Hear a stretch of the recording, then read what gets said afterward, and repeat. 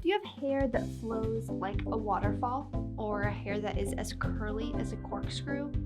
Are your eyes as blue as the ocean? Or are your eyes brown like chocolate? These descriptions are all similes.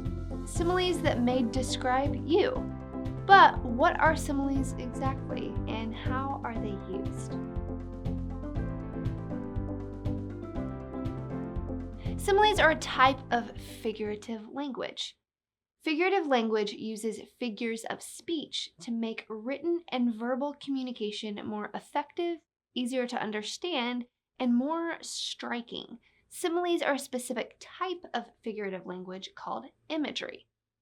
There are several different types of imagery, but we'll stick with similes for this video. Similes use the words like or as to compare two unlike things.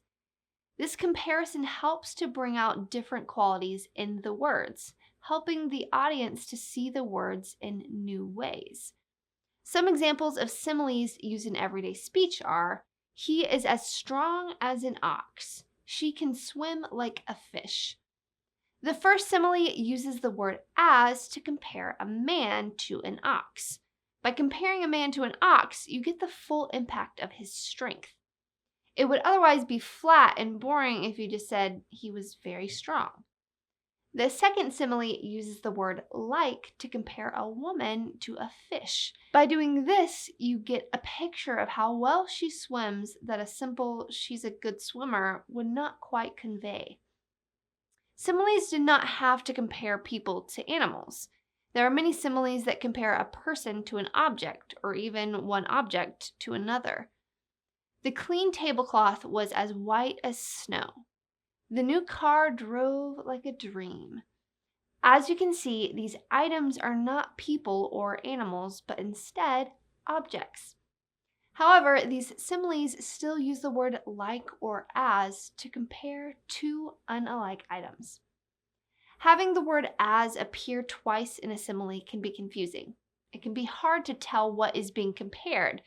Just remember to look for the noun in the sentence. What or who is being described? Comparing the tablecloth's color to snow helps the audience to see how white and clean it really is. Similes that use the word like are a bit easier. Driving the car is a positive experience, like a good dream.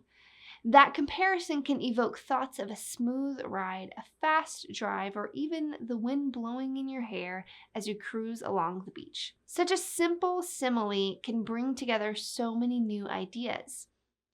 Similes are not just used in speech, however. Songs often use similes as well to make comparisons and draw attention to images and ideas, like the song Flying Trapeze by Alfred Lee and George Laybourne. Once I was happy, but now I'm forlorn, like an old coat that is tattered and torn.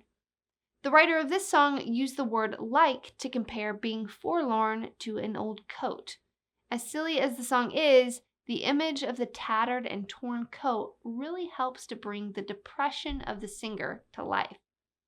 Without similes, many songs would seem lifeless and dull. Similes are also often used in poetry. In the poem A Red, Red Rose, Robert Burns uses a simile to describe his love. Oh, my love is like a red, red rose that's newly sprung in June. My love is like the melody that's sweetly played in tune. By comparing his love to both a rose, which is a symbol of love in many cultures, and also to a sweet melody, you get much more out of the poem than just love.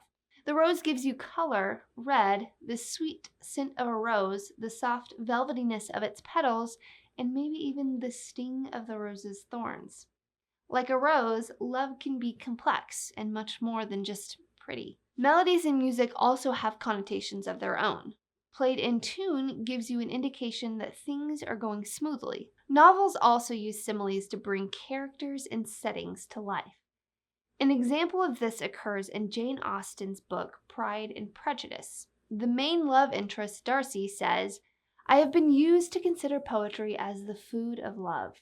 By comparing poetry to food, you can see the importance he places on it. It is much more impactful to the reader than the character just stating that he finds poetry important in romance.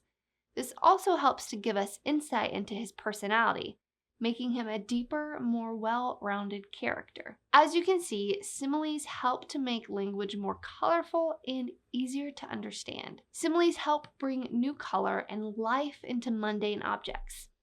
They are an important part of songs, poetry, and even everyday speech. What similes do you use in your day-to-day speech? Or how can you spot similes in the things that you read or listen to? I hope that this video over similes was helpful to you. If you enjoyed it, then be sure to give us a big thumbs up and subscribe to our channel for future videos. See you guys next time.